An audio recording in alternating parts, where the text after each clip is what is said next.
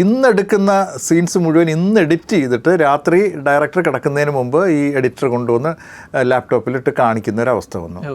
അപ്പോൾ അത്രയും അപ്ഡേറ്റ് ആയിട്ടുണ്ട്. അപ്പോൾ ശരിക്കും പറയണം, മറ്റത് അങ്ങനെയല്ല.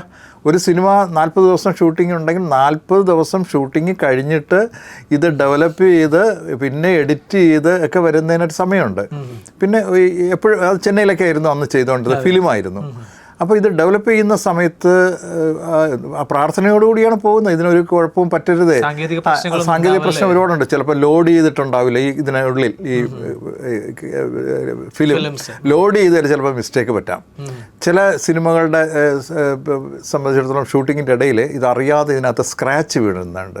ലൈൻ ഇങ്ങനെ വീണുകൊണ്ടേയിരിക്കും, അത് അറിയത്തില്ല. അവസാനം എക്സ്പോസ് ചെയ്ത് ഡെവലപ്പ് ചെയ്ത് വരുമ്പോഴാണ് കാണുന്നത് ഫിലിം മൊത്തം അത് ലൈൻ വീണ. അങ്ങനെയുള്ള അനുഭവം ഞാൻ ചെയ്ത പടങ്ങളിൽ ഒരു പടത്തിന് എനിക്ക് എൻ്റെ ഡയറക്റ്റ് ചെയ്തതല്ല, ഞാൻ കലാസംവിധാനം ചെയ്ത പടത്തിൽ ഒരു പടത്തിന് അങ്ങനെ സംഭവിച്ചിട്ടുണ്ട്.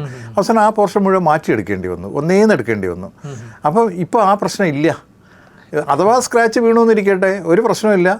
ഗ്രാഫിക്സിലൂടെ അത് ടച്ച് ചെയ്ത് മാറ്റാനും പറ്റും. അപ്പോൾ ഒരുപാട് അനന്ത സാധ്യതകൾ ഇപ്പോൾ വന്നു.